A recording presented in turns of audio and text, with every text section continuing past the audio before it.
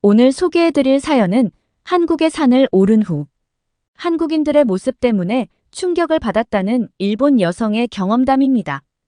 과연 그녀에게는 무슨 일이 있었던 걸까요? 안녕하세요. 제 이름은 사쿠라입니다. 일본에 살다가 한국에 온 지는 1년이 조금 넘었고 교환학생으로 현재 서울에 위치한 대학에 다니며 공부하는 중이에요. 아무래도 저는 다른 친구들에 비해 한국에 들어온 지 오래되지 않은 데다가 성격이 워낙 내성적이고 낯을 많이 가리는 편이어서 친구가 많지는 않습니다. 학교 수업과 아르바이트 외에는 바깥에 나가는 일도 거의 없었고요. 그러다 보니 매일 같은 일과만 반복하기 일쑤였고 어느 순간부터인가 적적함을 깰 수 있는 취미 하나 정도는 갖고 싶어지더라고요. 어느 날 같은 교양 수업을 듣는 한국인 친구가 운동을 가르쳐 주겠다며 자신이 주말마다 일하는 센터에서 운동을 알려주었는데 너무 재미있는 거 있죠. 땀을 흘리는 것과 몸을 이용해 목표를 달성하는 것들이 매우 알차고 보람되게 느껴져서 그때부터 규칙적으로 운동을 다니게 되었습니다. 처음엔 헬스와 필라테스를 병행했어요. 가끔은 테니스도 치고요. 그런데 한 장소에서 계속 몸을 움직이는 게 시간이 지나면 지날수록 답답해지더라고요. 몸을 더 활동적으로 움직일 수 있는 운동이 필요했어요.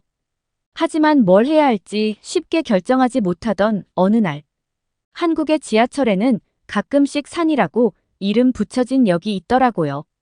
실수로 잠든 바람에 한참이나 지나쳐온 열차 안에서 산 이름이 붙은 역을 보고 그래, 산을 한번 올라보면 되겠다라는 생각이 문득 들었습니다. 자주는 아니었지만 일본에서도 가끔 산을 올랐고 친구들과 놀러 갈 때도 대부분 바다보다는 숲으로 놀러가 별장 내부나 부근에서만 놀았기 때문에 그런 환경에는 익숙했어요. 이건 좀 뜬금없지만 한국은 의외로 젊은 사람들이 산을 별로 안 가더라고요. 놀러 가는 친구들 대부분이 바다가 있는 지역으로 여행을 가거나 하는 걸 보면요. 아무튼 쉬는 날 꼭 산에 올라보아야겠다고 다짐한 뒤 며칠이 지나 저는 한국에서 첫 산행을 도전하게 되었습니다. 전문적인 장비나 옷이 따로 있는 건 아니었기에 최대한 편하게 입고 갔어요. 산을 가면서 느낀 점은 한국은 산으로 가는 길까지 교통편이 매우 잘 마련되어 있다는 것이었는데요. 차로 한참 들어가야 하는 고향과는 달리 한국은 버스나 지하철에서 내려 조금만 걸으면 산 입구라서 길을 헤매지도 않고 찾기도 편했어요. 또 산을 오르기 좋게끔 등산로가 잘 만들어져 있고 조금만 오르면 방향을 알려주는 표지판이 보여서 처음엔 굉장히 순조로웠어요. 뭐지? 한 곳 사는 난이도가 굉장히 난내 같은 생각을 했던 것 같아요. 이 정도면 매일 오르던 동네 언덕 수준이라고요. 하지만 제 생각은 완전히 틀렸습니다. 조금 오르고 나니 숨이 너무 찼고 등산로가 잘 되어 있다고 해도 한국의 산이 제가 생각했던 것보다 굉장히 가파르더라고요. 동네 언덕 수준은 절대 아니었습니다. 처음 겪어보는 난이도였어요. 이상하다, 한국 산은 원래 이런가? 내가 온 이 산이 특히나 높은 경우일까? 슈퍼사이트의 산 정보를 검색해보니 특히나 높긴커녕 서울에서는 오르기 쉬워 초급자에게도 추천하는 산이라고 하더라고요. 이때 조금 절망했습니다. 아까의 자신만만하던 모습도 다 사라졌고요. 분명 내 자신이 체력적으로 많이 떨어지지 않을 텐데 원래 이렇게 체력이 없었나 싶고 계속 쉬었다 가야 할 정도로 힘들어서 중간중간 쉼터나 바위 위에 앉아 쉬고는 했어요. 오르는 시간보다 쉬는 시간이 더 길었을 수도 있겠네요. 게다가 강아지를 데리고 온 사람들도 많이 보였는데요. 강아지들은 대체 어디에서 그런 힘이 나오는지 주인은 거의 끌려가다시피 산을 오르고 강아지들은 신나서 산을 뛰어 올라가더라고요. 심지어 그 강아지들이 저보다 더 산을 잘 올라서 우습지만 약간의 패배감도 느꼈습니다. 제가 저 강아지보다도 못하다니 이럴 수가 자존심도 상했고요. 발도 아프고 땀도 많이 나서 이렇게 힘들 줄 알았으면 제대로 된 등산화랑 등산복을 입고 올 걸 생각이 짧았던 저를 스스로 혼내기도 했습니다. 역시 장비는 중요한 것이라는 걸 그때 한 번 더 느꼈던 것 같아요. 그렇게 중턱에 겨우 다다를 즈음 저는 굉장히 충격적인 광경을 목격하고 말았습니다. 최소 60세 이상 되어 보이시는 분들이 별다른 장비도 없이 너무나 가벼운 걸음으로 저를 지나쳐 훅훅 올라가시는 게 아니겠어요. 적어도 30명 정도는 되는 분들이 5명씩 조를 짜서 텀을 두고 올라가시는데 꼭 제대로 훈련된 군인 무리처럼 씩씩하고 힘차 보였습니다. 전문가들로만 이루어진 무리인가 싶기도 하고 저보다 나이가 훨씬 많으신 분들이 아무렇지 않게 산을 오르는 게 신기하기도 했어요. 저분들은 뭘 하는 분일까? 혹시 등산 관련 전문가 집단일까 싶어 힐끔 쳐다보니 그렇기엔 너무 평범해 보이면서 그 인원이 너무 많았어요. 몇몇 분께서 저를 보고는 아유 어린데 아가씨가 여기서 벌써 힘들어하면 어떻게 같은 말을 하시면서 후 웃고 올라가시더라고요. 그리고 제가 외국인이라 그런가 아니면 너무 초보 티가 나서 그럴까요? 다들 신기해 하셨나 봅니다. 저를 지나쳐 가시면서 환하게 인사를 건네시는 분들도 많았고 등산에 필요한 독특한 호흡법을 알려주신 분도 계셨어요. 처음에는 민망하기도 했지만 그래도 도와주신 분들 때문에 힘이 났던 것 같아요. 실제로 알려주신 대로 호흡하며 오르니 전보다 훨씬 편해진 기분이었고요. 또 제가 쉼터나 바위에 앉아 있을 때 오셔서 응원하고 가신 분들이 계셔서 포기하지 않고 정상에 오르고 싶다는 마음이 가슴속에서 솟구쳐 올라왔습니다. 그러고 보니 한국에 사는 외국의 산과 다르게 특이했어요. 바로 등산을 하는 사람들의 연령대였는데요. 외국에서는 연령대가 높은 할아버지 할머니들을 등산로에서 찾기 힘들 정도로 주로 젊은 사람들만 산을 오르곤 합니다. 할머니 할아버지들은 체력이 힘에 부치시기도 하고 또 활발히 움직이는 취미보다는 앉아서 할 수 있거나 조용하고 차분한 취미를 많이 갖고 계시는 분들이 많았거든요. 그런데 한국에서는 산을 오르는 사람들 중 대다수가 모두 할아버지 할머니들이라 그 광경을 처음 보는 제 입장에서는 정말 놀라웠던 것 같아요. 게다가 산악지팡이를 짚고 계신 분들도 보지 못했습니다. 또 신기하면서도 즐거웠던 건 모두 힘들지는 않은지 라디오를 크게 켜놓고 노래를 부르며 산을 오르시더라고요. 심지어 연속해서 8곡 정도를요. 가만히 서서 부르기도 힘든 노래를 무려 산을 등반하며 부르시는 그분들 대단히 놀랍고 존경스러웠습니다. 다 같이 입을 모아 부르니 꼭 대회 현장이나 캠프에 온 것 같아 덩달아 저도 즐거워져 힘든 것은 잠시 잊고 알지도 못하는 노래가락을 따라 흥얼거리기도 했답니다. 그렇게 중턱을 지나 정상으로 가는 길 저는 어쩌다 그분들 사이에 껴서 함께 산을 오르고 있었는데요. 가면서 이런저런 것을 물어보시기에 서툴지만 최대한 노력하여 대답도 하고 저도 여러 궁금한 것을 여쭤보기도 했습니다. 특히 계속 웃고 계셔서 인상이 참 좋으신 할머니께서 저에게 궁금한 게 많았는지 어디서 왔냐? 한국 와서 무슨 공부하냐? 나이는 몇 살이냐? 원래 운동을 잘 안 하냐? 등등 다양한 질문들을 해주셨어요. 일본에서 왔다는 말에는 일본산은 어떤지 물어보시고는 자신은 꼭 죽기 전에 하고 싶은 일이 외국산을 오르는 것이라고도 말씀해 주셨습니다. 할머니께 일본산은 한국보다 훨씬 쉬워요라고 말해드리니 깜짝 놀라시면서 아유 그래. 그래도 일본이 한국보다 땅덩어리가 넓으니까 산은 훨씬 많겠지 하셨고요. 이야기를 계속 들어보니 그분들은 산악회에서 단체로 등산을 나오셨다고 했습니다. 젊은 사람은 없네요 하고 물으니 젊은 사람은 애초에 이 산악회에 가입도 못한다며 제일 어린 막내가 50대라고 말씀해 주시더라고요.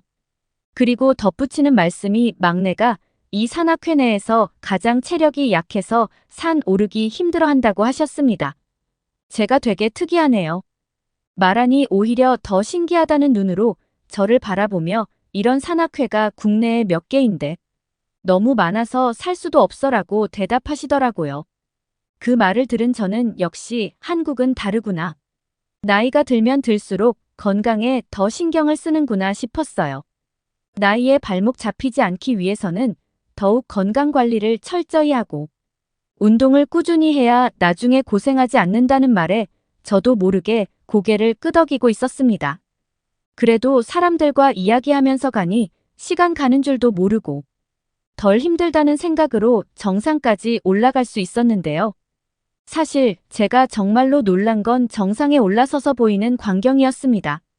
일본에서는 보통 정상에 올라가면 사진을 몇 장 찍고 내려오는 게 일상이었거든요. 전문가가 아닌 이상은 높은 정상을 목표로 가는 일도 웬만해서는 없고요. 그런데 여기 한국은 확실히 뭔가 다르긴 달랐습니다. 정상에 오른 사람들 대부분이 아무데나 걸어 앉거나 벤치에 자리를 잡고 가방에서 챙겨온 것들을 막 꺼내시는데 정말 별의 별게 다 나오더라고요. 과일부터 시작해서 초콜릿 과자, 뜨거운 물을 담은 보온병, 얼음물, 방울, 토마토 등등 그렇게 일행분들끼리 모여 먹을 것을 늘어놓고 먹기 시작하시더라고요. 산 정상에서 이렇게 다양한 음식을 보게 될 줄은 몰라 깜짝 놀랐습니다. 갑자기 어디서 나온 건지 저에게 국수를 먹으라면서 나눠주신 분도 계셨어요. 원래 이렇게 음식을 많이 싸오시냐고 여쭤보니 등산 올 때는 당연한 일이라며 산 위에서 먹는 음식은 그 맛부터가 다르다고 말씀하셨습니다. 처음엔 이해가 잘 되지 않았던 저도 곁에서 자꾸 권유하시는 할머니 분께 국수를 한 그릇 받아서 먹어보니 저절로 감탄사가 나올 정도로 맛있었어요. 외국인인 제가 그분들의 음식을 잘 받아먹는 게 신기해 보였는지 할머니, 할아버지 분들이 여기저기서 계속 먹을 걸 가져다 주시는 바람에 정말 배 터지도록 배불리 먹고 겨우 일어나 하산을 하기 시작했습니다. 대부분 하산한다고 하면 쉬울 줄 알잖아요. 그런데 제 경우에는 굉장히 어려웠습니다. 어쩌면 오르는 것보다 더요. 아직 날이 어두워지지 않았지만 어두워지기 전에 빨리 내려가야 하니 걸음은 빨라지는데 길도 왔던 길과 다르고 오를 때보다 내려갈 때 더 중심을 잡기가 어려웠습니다. 같이 올라왔던 산악회 할머니, 할아버지 분들의 도움을 얻어 무사히 산을 내려왔습니다. 혼자 다니면 위험할 수 있으니 맘 맞는 친구 좀 데려와 같이 다녀보라며 여기 말고도 경치가 끝내준다는 서울의 산 몇 개를 알려주시고는 처음처럼 씩씩하고 당찬 걸음으로 사라지신 산악회분들. 사실 그분들이 없었다면 저는 정상까지 오르지 못했을 것 같아요. 또 한국의 산이 일본의 산이랑 비슷한 환경인 줄만 알고 살았을 테고 이렇게 나이가 있으신데도 산을 훌쩍 오를 만큼 건강한 할머니, 할아버지 분들이 아주 많다는 것도 몰랐을 테고요. 또 제가 외국인이라 더 신경 써주셨을지도 모르겠지만 산행하며 들려주신 이야기들과 정상에서 나눠 먹은 간식거리들 덕분에 첫 산행이었음에도 불구하고 색다르고 재미있는 인상 깊은 경험을 할 수 있게 되어서 너무 감사했습니다. 이 이야기를 같은 수업을 듣는 한국인 대학 친구에게 이야기해주니까 깔깔 웃으면서 너무 재미있었겠다고 하더라고요. 본인도 가끔 가족과 산을 가는데 아무리 연세가 있으신 부모님이어도 자기보다 건강하고 체력도 좋아 가끔 배신감을 느꼈다는 이야기도 들었고요.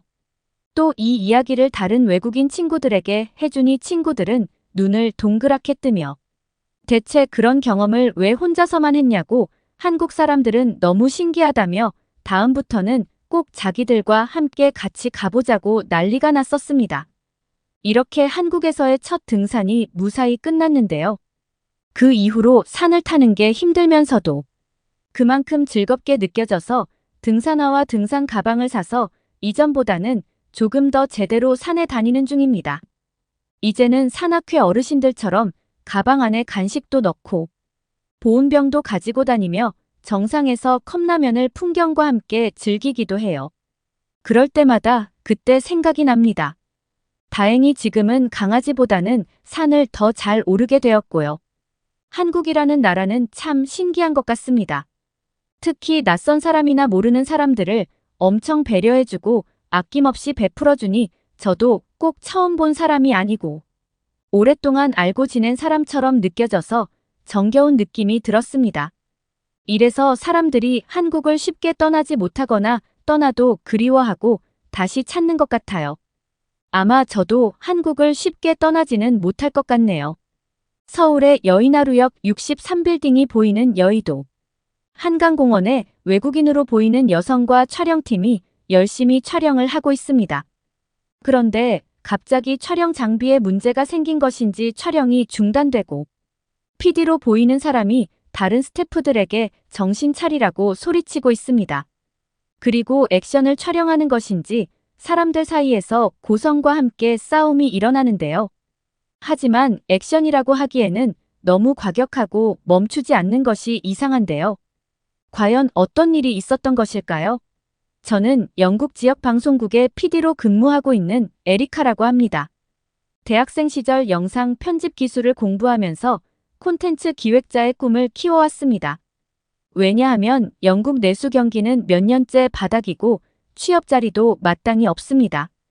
저 같은 젊은 사람들이 대학을 나와도 대기업에는 신규 채용을 꺼려하고 스펙이 엄청 좋아야 해외 취업을 할 수 있는 상황이었어요.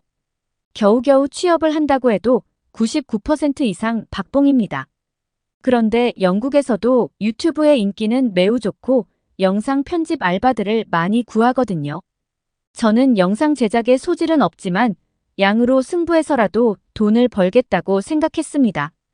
대학 생활을 하면서도 프리랜서처럼 일을 했어요. 일을 찾아다녔죠. 그러다 보니 자연스레 영상 기획에 대해서도 알게 되고 제가 열심히 하다 보니 편집만 할 게 아니고 영상 촬영도 해달라는 곳이 생기더라고요. 그렇게 저는 중고생 학교 생활을 촬영하는 일도 해보고 공모전에도 응모해서 당선이 되었죠. 지금은 이렇게 지역 방송국 PD 자리까지 오게 되었습니다. 완전한 직장인이 되면서 숨통이 조금 트였습니다. 프리랜서만 하다가 매월 정해진 날에 돈이 통장에 팍팍 꽂히는 걸 보니 기쁨의 눈물이 날 것 같더라고요. 돈에 연연하지는 않았지만 사실 커피 한 잔 사 마시고 싶어도 프리랜서 할 땐 다음 달에 일거리가 없을까 마 생활비를 편하게 쓰지 못했어요. 마트에 가면 먹고 싶은 소시지와 저렴한 소시지 2개 앞에서 고민하다 저렴한 소시지를 선택했지만 지금은 먹고 싶은 걸 살 수 있습니다.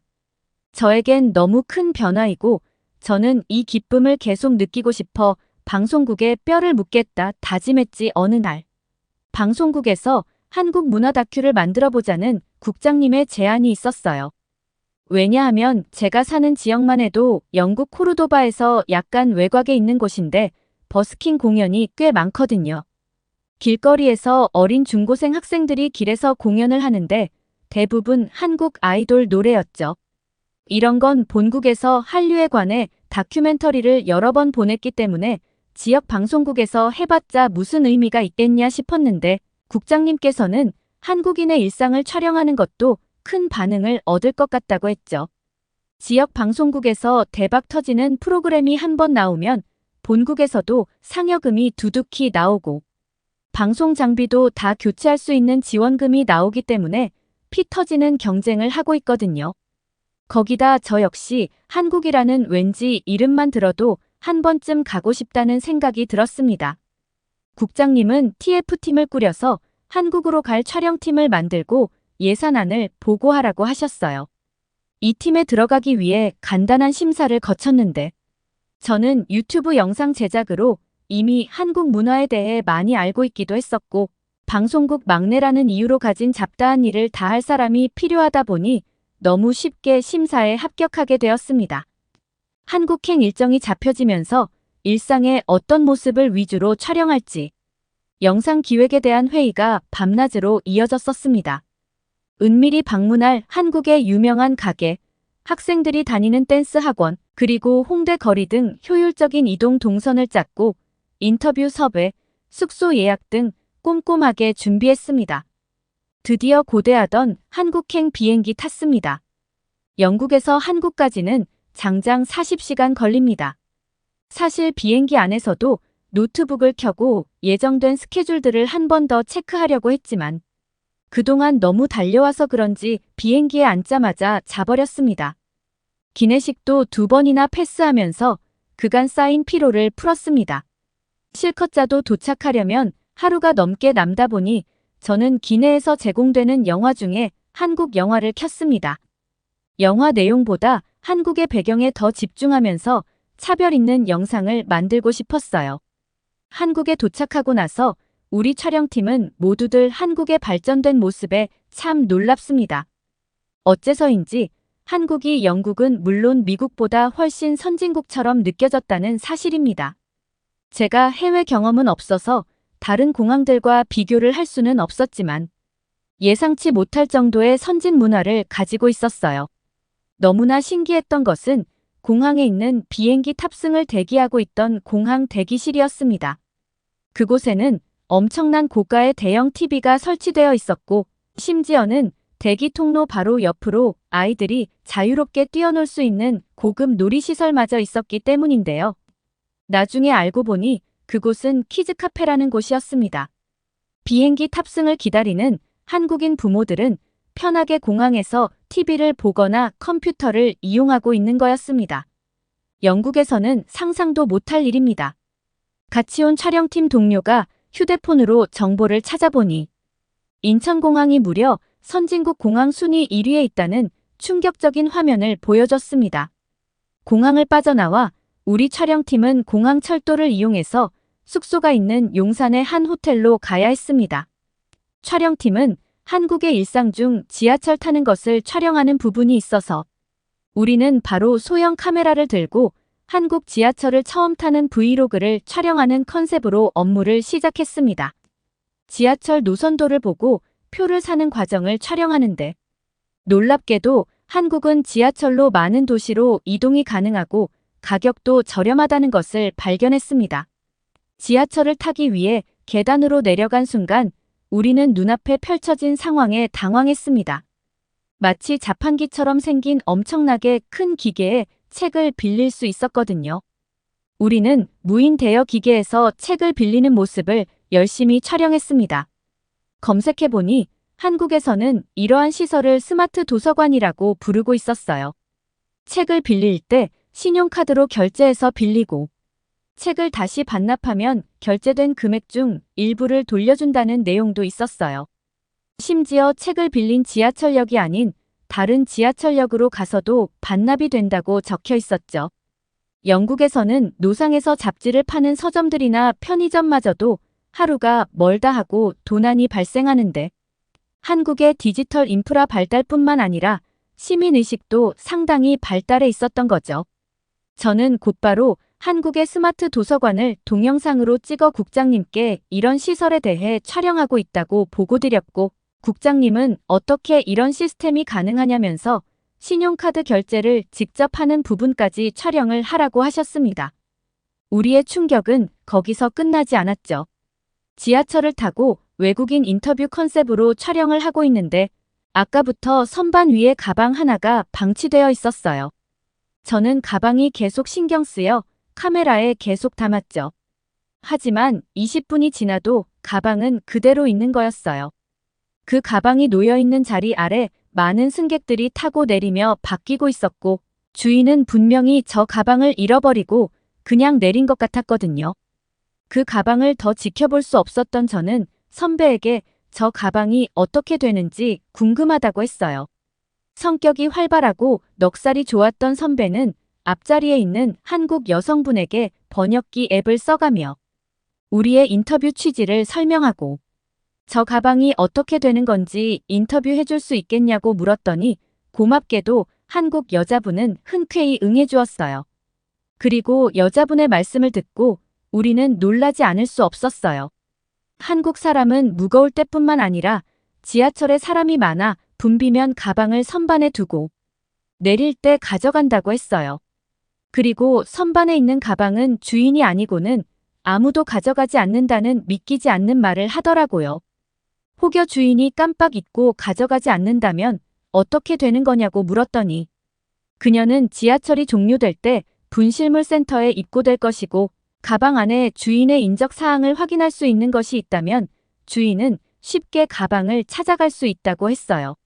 실제로 그녀도 예전에 쇼핑하면서 샀던 새 옷을 가방 뒤에 두고 내린 적이 있는데 분실물 센터에서 영수증을 보여주고 옷을 금방 찾은 적이 있다고 말해주었습니다. 기본적으로 한국 사람들은 다른 사람의 물건에 욕심을 내지 않는다는 이야기도 덧붙이면서요. 촬영팀은 그 이야기를 듣는데 입이 다물어지지 않았습니다. 한국의 지하철 촬영은 그렇게 마무리되었고 우리는 숙소에 도착해서 짐을 풀었습니다. 장시간 비행으로 피곤했지만 저녁 촬영을 서둘러야 했습니다. 우리가 간 곳은 한강시민공원이었습니다. 서울 사람들이 언제든지 갈 수 있고 가족과 연인들이 가장 즐겨 찾는 곳이라고 했거든요. 늦은 점심을 먹고 다시 지하철을 타고 우리는 한강공원으로 갔습니다. 지하철 입구로 나오자마자 펼쳐진 눈앞의 광경에 당황할 수밖에 없었습니다. 놀랍게도 그곳에는 한눈에 봐도 엄청나게 넓은 강이 아름답게 흐르고 있었고 강 주위로 근처로 다양한 녹지 공간과 운동시설까지 자리 잡고 있었어요. 수많은 한국인들이 돗자리를 펴고 작은 테이블을 놓고 책을 읽거나 맛있는 음식을 먹기도 했어요. 찾아보니 근처에 이렇게 피크닉 세트를 대여해주는 곳도 있었더라고요. 한강공원은 뭐랄까 서울의 밤을 책임지는 곳이란 생각이 들었어요. 선선한 저녁이 되니 자전거를 타거나 러닝을 즐기는 등 운동 나온 한국 사람들로 가득했었어요. 한편에는 한국에서 인기가 많다는 라면을 먹는 사람도 있고 캔맥주를 즐기기도 했어요. 촬영팀은 이런 한강공원의 저녁 풍경에 깜짝 놀랐습니다. 한국을 제외한 대부분의 나라는 늦은 밤이 되면 아무리 가로질러 가는 길이라고 해도 공원을 피해 돌아가는 것이 당연한 거거든요. 공원 내 강도나 폭행이 일어나는 건 다반사입니다. 한국인들이 늦은 밤과 새벽에 공원을 피하기는커녕 공원에서 운동하고 음악을 듣는 모습, 심지어 가벼운 음주를 하는 모습에 정말 한국의 치안과 인프라는 세계 최고의 수준임을 알게 되었습니다. 저는 한국에 오기 전 자료 수집하면서 한강의 모습을 이미 봤었는데요. 밤에 한강 주변으로 야간 라이딩을 하는 사진을 본 적이 있었습니다. 저는 그것이 100%로 설정한 사진이지 실제 있는 일은 아니라고 생각했습니다. 영국의 경우 밤은 당연하고 낮에도 여성이 혼자 강변을 따라 자전거를 타는 것은 상상도 못할 일이에요. 심지어 영국의 공원에서 버스를 기다리다가 강도를 만나는 일도 종종 있을 정도거든요. 촬영팀은 한강공원 내에 있는 매점과 푸드트럭을 촬영하면서 우리도 이제 촬영을 끝내고 돗자리를 빌려 한강에 앉아서 간식을 먹자고 했습니다. 여독이 채 가시지도 않은 몸을 이끌고 하루 종일 강행군을 했더니 입안도 헐고 몸이 무거웠습니다. 그래서 한강 한켠에 자리 잡아 멋진 야경과 한국 사람들의 여유를 함께 느껴보았답니다. 한국은 너무나 행복한 곳이에요. 제가 앉은 자리의 맞은편에 나무 아래 돗자리를 핀 커플이 있었는데 돗자리 위에 담요와 가방을 놓고 배달 음식을 받으러 가더라고요. 오늘 아침만 해도 저 모습을 보았다면 상상도 못할 일이었을 겁니다.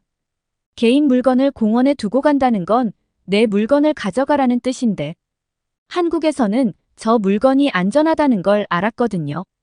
우리 팀은 보름 동안 한국에서 촬영을 잘 마쳤고 단 한 건의 사건 사고도 없이 마무리되었어요.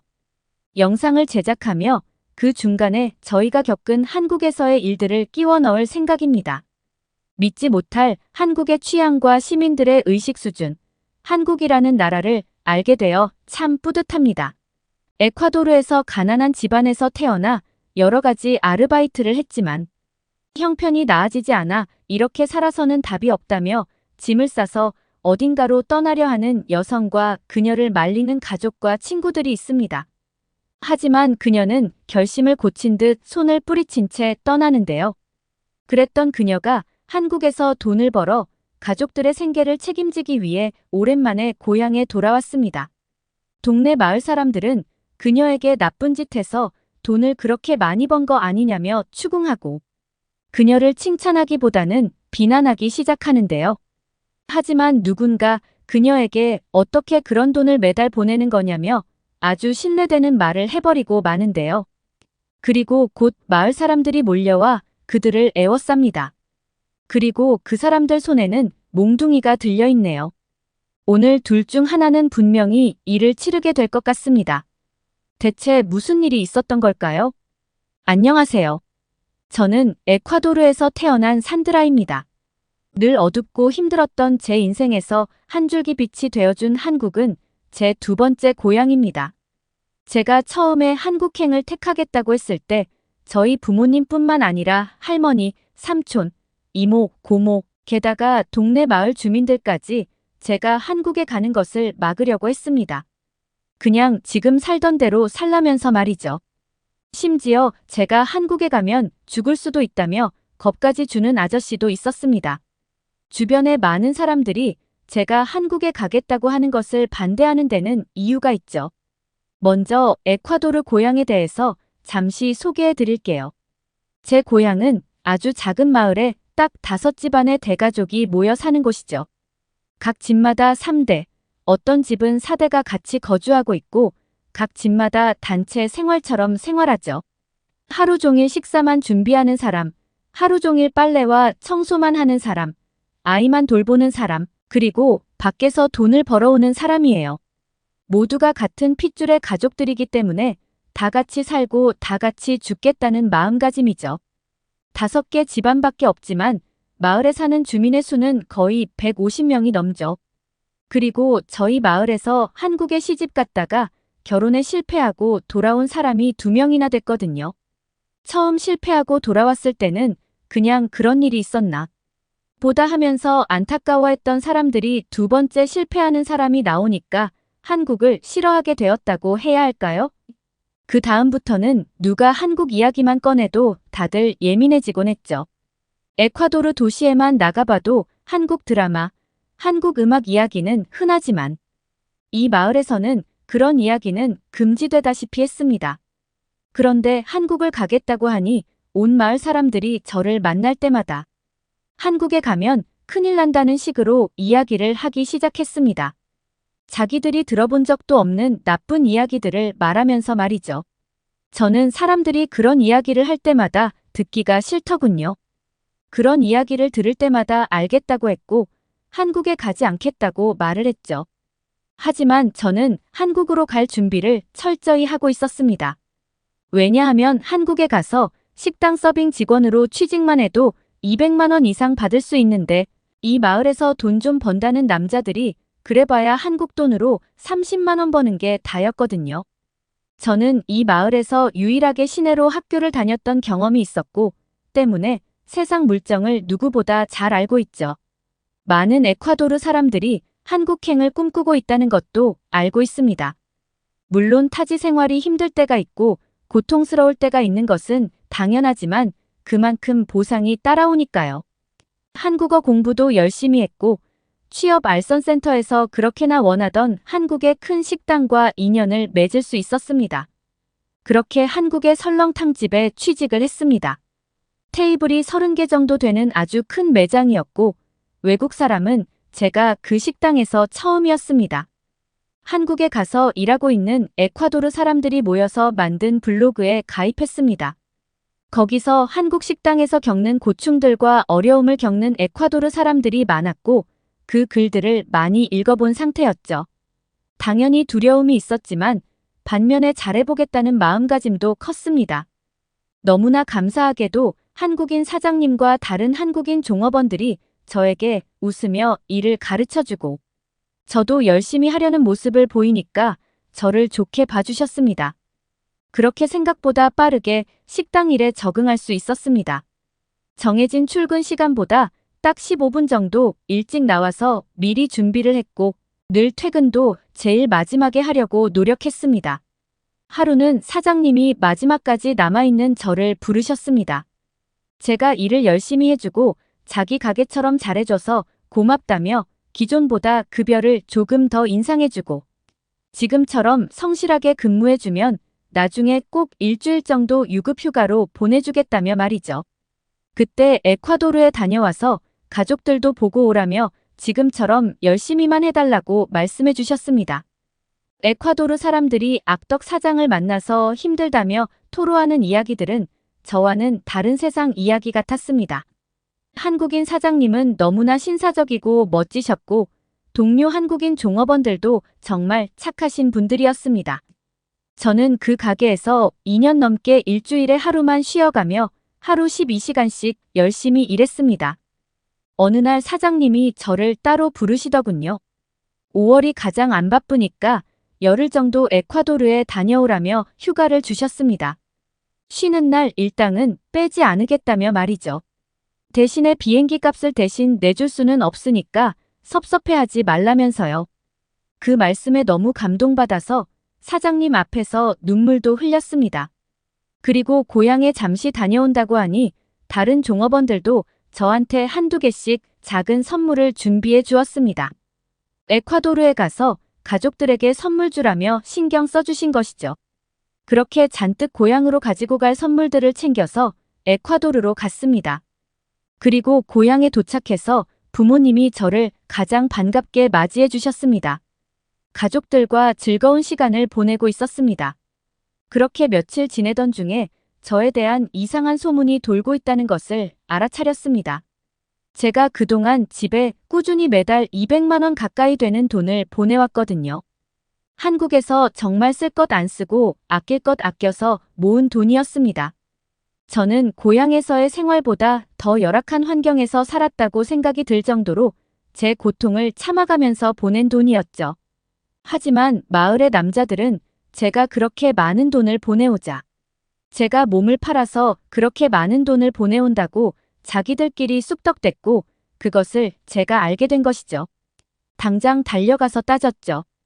5식구가 사는 마을에 분명히 그 돈으로 옆집에도 베풀고 어려울 때 도와주고 음식이 없으면 음식도 나누어 주었을 텐데 제가 땀 흘려 벌어 보내주었던 그 돈으로 덕을 봤으면서 저한테 그런 말을 하는 게 너무 화가 났죠. 한국 사람들 조심하라며 제가 한국에 간다고 했을 때 째려보던 그들이 한국 사람 덕분에 이렇게 생활이 나아졌으면서 감사해야 할 줄 모르는 태도에 큰 소리를 질렀습니다. 싸움이 나자 마을 사람들이 몰려왔고 제가 이런 취급을 받는 게 서럽다고 느껴졌습니다. 저희 집에서 이상한 소문을 냈던 게 누군지 찾기 시작했습니다. 결국 범인을 찾았죠. 옆집에 나름대로 에콰도르에서 좋은 회사에 다니며 제가 있기 전에는 마을에서 가장 존경받던 30대 남자였습니다. 그 남자의 월급이 한국 돈으로 50만 원 정도고 이 정도면 굉장히 고소득이죠. 제가 한국에서 돈을 보내오기 전까지 자기가 받았던 그런 존경과 배우가 이제는 제가 한국에서 돈을 벌어 보내주면 저희 집에서 그 돈을 아껴서 잘 쓰고 주변에 도움이 필요한 경우가 있으면 그때그때 베풀어주자. 언제부턴가 마을 사람들이 자기한테 관심을 가져주지 않고 이 나라에서 저렇게 날고 기어봐야 저것밖에 안 된다는 이야기를 들어서 기분이 나빠서 안 좋은 소문을 냈다고 실토했습니다. 저희 가족뿐만 아니라 그 사람의 가족들도 그가 헛소문을 낸 것을 아주 크게 비판했습니다. 그리고 마을 남자들이 모두 몰려와 그를 몽둥이로 수십 대씩 내려쳤습니다. 거의 죽기 전까지 가서야 저한테 미안하다고 말을 했고 그제서야 몽둥이질이 멈췄습니다. 그 사람이 한국에 대해서 나쁘게 이야기한 것도 말하자면 너무나 깁니다. 알지도 못하면서 자극적으로 말한 그런 것들이요. 한국에 다녀온 사람이 마을에 없다 보니 여기에서는 혼자 고립되어 이상한 생각을 하게 되어버린 경우죠. 물론 한국에 가서 실패를 하고 돌아오는 사람도 있습니다. 한국에서 부당한 대우를 받고 부당하게 쫓겨난 경우도 없을 수는 없겠지만 제가 한국에서 경험했던 것은 본인 스스로 외국인이니까 더 못해도 된다는 생각이 아니라 더 잘해야겠다는 생각을 가지고 일을 하면 분명히 그걸 알아봐주고 그만큼 저에게 베풀어주는 한국인들도 많다는 사실이죠. 한국에 가는 많은 에콰도르 사람들에게 높은 급여를 받는 만큼 대충 하지 말고 누구보다 열심히 하고 감사해야 하는 마음을 가져야 한다고 말씀드리면서 글을 마치겠습니다. 독일에서 제일 유명하다고 알려진 한 대학병원 많은 환자와 간호사들이 돌아다니는 곳이지만 의사들이 모여있는 회의실은 왠지 모르게 싸늘한 느낌이 감돕니다. 한 의사가 병원에서 근무하는 수백 명의 의사들과 병원장까지 불러 모은 자리에서 무언가 발표를 하기 시작하는데요. 하지만 발표가 시작되고 얼마 지나지 않아 병원장은 테이블을 두드리며 제정신이냐는 말과 함께 불가능하다며 한숨을 내쉽니다. 과연 이곳 독일의 대학병원에서는 무슨 일이 있었던 것일까요? 안녕하세요. 저는 독일에서 꽤 유명한 대학병원의 심장 전문의로 근무하고 있는 메리사라고 합니다. 제가 근무하고 있는 독일의 대학병원은 지금은 독일에서도 최고로 실력 있는 의사들이 모인 것은 물론 그만큼 치료비도 비싼 대학병원입니다. 하지만 불과 1년 전만 하더라도 저희 병원은 규모에 비해 실력 있는 의사를 갖추지 못했다는 평가를 받았고 입원한 환자들마저 병원의 입원 생활에 불편한 것이 너무 많다는 불만이 터져 나오던 병원이었습니다. 병원장님도 이러한 불편한 부분들을 개선하기 위해 여러모로 애를 쓰셨지만 시간이 지날수록 내원 환자와 입원 환자가 줄어들어 파산 직전까지 가게 되었고 실제로 병원에 근무 중이던 몇몇 유능한 의사들의 급여를 줄이기 위해 그들을 해고하기까지 했습니다. 하지만 지금 저희 대학병원은 독일에서 제일 실력 있는 대학병원으로 입소문이 나는 것은 물론 환자들에게 제공하는 아주 특이한 시스템으로 인해 하루에도 몇천 명의 환자들이 몰려드는 독일 최고의 의료병원으로 탈바꿈되었는데요. 그리고 이렇게 좋은 병원으로 탈바꿈하는 데 많은 기여를 했던 사람들을 이야기할 때 실제로 저희 병원에서 근무하는 남자친구와 한국에 대한 이야기를 빼놓을 수가 없을 것 같습니다. 저는 어렸을 때부터 의사가 되고 싶은 꿈을 가지고 있었어요. 부모님 두 분 모두가 대학병원의 간호사로 평생을 근무하셨었기 때문에 제가 의료인이 되길 바라셨죠. 부모님께서도 어느 정도 경제적으로 여유가 있으시다 보니 저를 의사로 만들기 위해 양질의 교육을 받게 해주셨고 최종적으로 저는 독일에서 제일 유명하다는 의대에도 무사히 입학할 수 있었습니다. 물론 저를 의대에 입학시키기 위해 정말 많은 보육비를 내주신 부모님의 도움도 있었지만 저 스스로도 멋진 의사가 되기 위해 밤낮을 가리지 않고 공부를 한 결과물이었습니다. 하지만 처음 입학한 독일의 의과대학에서 저는 굉장히 놀랄 수밖에 없었습니다. 대부분의 학생들이 정말 환자들을 생각하는 의료인으로서의 모습이 아닌 그저 대학 졸업 후 돈을 많이 벌기 위해 의사가 된 학생들이 대다수였기 때문이죠. 환자에게 진정으로 봉사하고 싶고 남을 치료하고 도와주는 것이 좋아서 의사가 되고 싶어하는 학생은 거의 없었습니다. 그러던 중 저는 저와 같은 심장내과에서 공부를 하던 지금의 저희 남자친구 크리스퍼를 만나게 되었습니다. 처음 그를 만났을 때에는 그렇게 이미지가 좋지 않았습니다. 왜냐하면 크리스퍼는 주위에서 꼭 한 명씩 있는 천재였는데요. 자기가 똑똑한 것을 인지하고 있어서 같이 공부하던 친구들을 은연중에 무시하는 게 보였기 때문이죠. 하지만 그 당시 저는 그러한 크리스퍼의 모습이 꽤 당당해 보인다고 생각해서 매력을 느꼈고 실제로 필기시험이나 실습에서 항상 1등을 놓치지 않았던 크리스퍼에게는 배울 것도 참 많았어요. 제가 다니던 대학에서는 각과 1등과 2등에게만 한국에 있는 의과대학에 교환학생을 갈 수 있는 기회가 주어졌습니다. 한국이라는 나라의 기술이 얼마나 발전해 있고 그들의 정신력이 얼마나 대단한지 알고 있었기에 정말 한국의 교환학생으로 가고 싶었지만 저는 2등 안에 들지 못해서 교환학생으로 가지 못했습니다. 그리고 한국의과대학 교환학생으로 갈 수 있는 기회는 항상 1등을 놓치지 않았던 크리스퍼에게 돌아가고 말았죠. 하지만 크리스퍼는 모든 학생들이 가고 싶어하는 한국 교환학생 기회를 단칼에 거절하는 것도 모자라 한국을 가고 싶어하는 친구들이 너무나 멍청하다며 공개적인 장소에서 비난을 퍼붓기 시작했습니다. 크리스퍼는 독일보다 못 사는 나라인 한국으로 의료기술을 배우러 가는 것이 말이 되냐며 자신은 한국에서 전혀 배울 것이 없는 높은 실력을 갖춘 의료인이라며 가지 않겠다고 했고 실제로 저를 여자친구로 만나고 있었음에도 저에게까지 한국에는 절대 가면 안 된다면서 강력하게 말했죠. 이미 의과대학에 입학하기 전 부모님과 함께 한국으로의 여행을 다녀온 적이 있기 때문에 한국이 얼마나 선진국인지 알고 있던 저는 곧바로 크리스퍼에게 한국의 의료기술은 지금 세계 최고 수준이고 내가 담당하고 있는 심장 분야에서는 미국도 기술을 배우고 있는 나라라고 현실을 말해주었지만 크리스퍼는 코웃음을 치더니 저에게 거짓말을 하지 말라며 대화를 이어가지 않더군요. 그날 이후 저는 크리스퍼와 어색한 사이가 되고 말았고 결국 헤어지게 되었습니다. 크리스퍼에게 악감정이 있던 것은 아니었지만 경험해보지도 않음. 한국의 의료기술과 한국이라는 나라에 대해 함부로 말을 하는 크리스퍼가 당황스러웠고 실제 의료 현장에 투입되어 수술 한번 해보지 않은 사람인데 자신의 실력에 자신만만하던 모습이 꼴사나워 보였어요.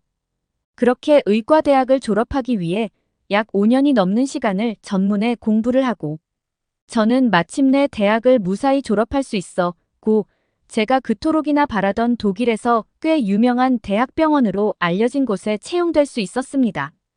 물론 대학병원에서 인턴 레지던트의 과정을 거쳐야만 했지만 환자들을 직접 마주할 수 있다는 생각에 저는 하루하루 기대에 부풀게 되었죠. 특히 저와 함께 대학병원에서 근무할 인턴 동기들이 너무 궁금했습니다. 앞으로 수년의 시간을 함께 보내야만 하는 동기들과는 하루빨리 친해지는 것이 중요하다고 생각했던 저는 그렇게 대학병원에 처음 출근해 동기들을 만날 날만을 손꼽아 기다리게 되었습니다. 그런데 처음 병원에 출근한 날 저는 아주 익숙한 뒷모습을 마주할 수 있었죠. 바로 크리스퍼였죠. 그도 저와 똑같은 대학병원에 들어왔던 것이었어요. 크리스퍼는 저를 보자마자 다소 당황한 표정을 짓더니 앞으로 잘 지내보자며 어색한 악수를 건넸고 저 또한 어차피 이제는 같은 병원에서 오랜 시간 동안 봐야 할 사람이어서 쿨하게 생각하며 그의 악수를 받았죠. 대학병원에서 근무를 하는 것은 힘든 나날의 연속이었습니다. 인턴으로 생활한다는 것이 어떻게 보면 병원에서 오랜 기간 근무를 한 경험이 있던 간호사분들보다 모르는 것이 많았고 저는 하루라도 빨리 실력을 쌓기 위해 병원에서 먹고 자며 수술 연습을 하거나 의학 지식을 쌓는 데 매진했습니다. 그런데 이상하게도 제가 입사하고 난 이후부터 점점 방문하는 환자들의 수가 줄어들더니 어느 순간부터는 의료사고 비율이 급증하기 시작하더군요. 대학병원에 들어오고 1년밖에 지나지 않았지만 병원장님의 지시가 있어 의사회의에 들어갈 수 있었고 저는 그곳에서 엄청난 충격을 받고 말았습니다. 알고 봤더니 제가 다니고 있던 대학병원은 부족한 의사의 수를 채우기 위해 저와 같은 아무런 실전 수술 경험이 없는 인턴을 바로 투입하고 있었던 것이었고 거기에 더해 수술을 진행할 수 있는 최첨단 장비조차 존재하지 않는 정말 말도 안 되는 수준의 병원이었기 때문입니다. 분명히 독일에서는 꽤 실력 있고 유명하다고 알려진 대학병원이었지만 소문과 달리 병원의 내부적으로는 의료사고와 관련된 소송들이 너무 많아 제대로 된 보상금조차 지급하지 못하고 있던 그런 병원이었죠. 문제 해결법은 단순했습니다. 실력 있는 의사들을 고용하는 것은 물론 최첨단 의료 장비를 구매해 올바른 수술이 진행될 수 있는 수술실을 준비하기만 하면 되는 것이었죠. 하지만 병원장님은 문제에 대한 현재 상황만 얘기를 할 뿐 사태를 해결하기 위한 결정은 하지 않았고 오히려 의료사고를 발생시킨 의사들만 해고하고 있었기 때문에 점점 저희 병원을 오고 싶어하는 의사들의 수가 줄어드는 것은 당연한 수준이었습니다. 그런데 어느 날부터 크리스퍼가 병원에서 보이지 않더군요. 그때 당시 병원에는 수술방에 들어갈 의사들과 장비가 부족해서 인근에 있는 병원 인력까지 끌어모아 환자들을 수술하고 있었는데 저와 똑같은 인턴이었던 크리스퍼가 전혀 보이지 않는 것은 너무나 이상했습니다. 처음에는 그냥 바빠서 마주치지 않았겠거니 생각했지만 크리스퍼는 한 달이 넘도록 병원에서 전혀 볼 수 없었죠. 그의 휴대폰 번호까지 지워버렸던 저는 너무나 궁금한 마음에 참지 못하고 선배에게 크리스퍼가 보이지 않는데 무슨 일이 있는 것 아니냐며 질문을 했는데요.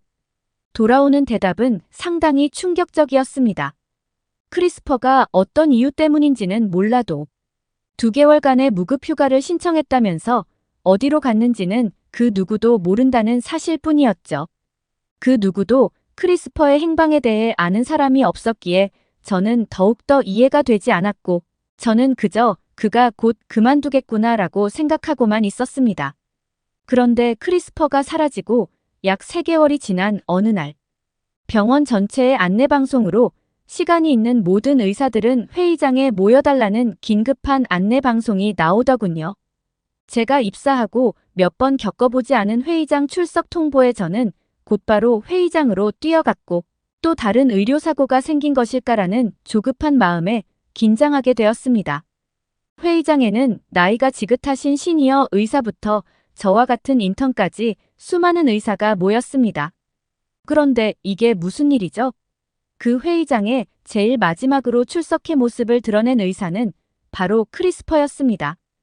크리스퍼는 한눈에 보아도 상당히 초초해진 얼굴이었지만 눈빛만큼은 그전의 크리스퍼라고는 생각되지 않을 정도로 진지한 눈빛이었죠. 하지만 크리스퍼는 자리에 앉지 않고 회의실 앞쪽에 있는 무대로 걸어가기 시작하더군요. 놀랍게도 회의를 주최한 것은 저와 같은 인턴에 불과했던 크리스퍼였습니다.